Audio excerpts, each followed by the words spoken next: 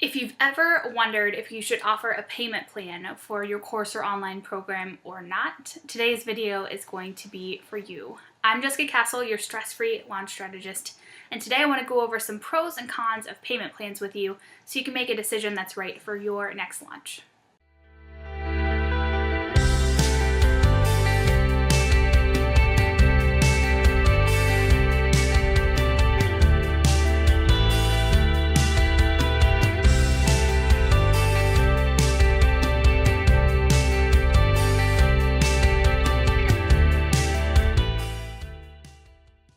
I think payment plans might be one of the biggest questions that I get from my stress-free launch clients when we are talking about how much their program should cost. So I have some definite pros and definite cons that I want to share with you so that you can make a decision that you feel is right for you. There's some really big pros, and I definitely recommend payment plans to almost all of my clients. But there's also a lot of cons, and so if you are a solopreneur or a one-woman show, payment plans might not be something you want to have right now in your future. So let's dive into the pros. There's three big pros right off the bat. One is that it's what the market is used to, especially with the rise of membership sites and services like Netflix, where you pay a small monthly fee. People are used to paying small amounts over time to get stuff that they want. It's just where the market is, and so payment plans are very much in line with that. That's why you see a lot of entrepreneurs doing, 12 payments of $95, or 12 payments of $195, or 10 payments of $100. It's just kind of where the marketplace is at and what people are used to seeing. They aren't used to paying, $1,000 up front for Netflix. So it kind of is built into the psychology of the market currently that more people are prone to definitely taking payment plans. Which leads to pro number 2 is that you actually will get way more sales with a payment plan than if you don't offer it. And that doesn't mean that you get more payment plans. It actually is a really good positioning technique. So let's say your course is $997 pay in full, or it ends up being $1,200 to $1,500 with the payment plan because there's those little penalties built in. You might actually see a higher increase in sales of the full pay because people want to save the money. But it's really good for getting more sales, one, because people do like the payment plan, but also as that positioning tactic.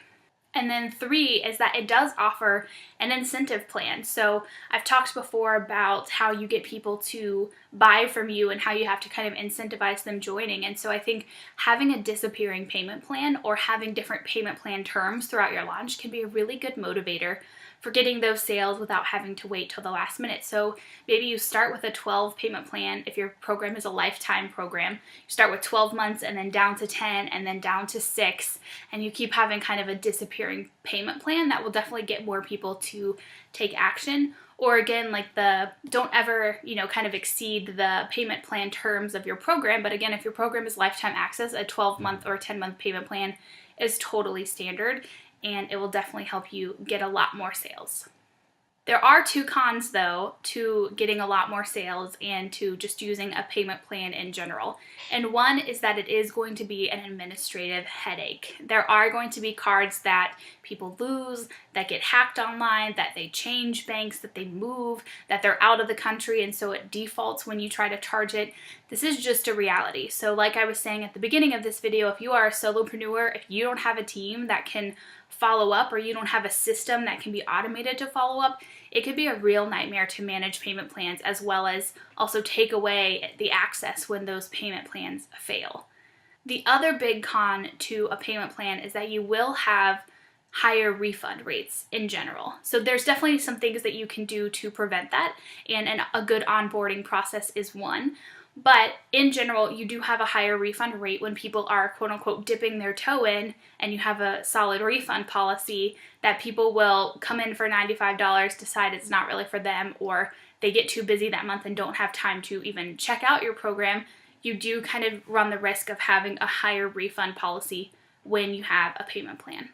So now it's up to you to decide if the pros outweigh the cons and if payment plans are something you'd like to use on your next launch. You will get higher sales, you will get better traction, and you can incentivize people to come join your program, but you will have to follow up as cards will decline and you will have a higher refund rate unless you make a stellar onboarding process. So that's my stress-free launch tip for this week, and I will see you next time.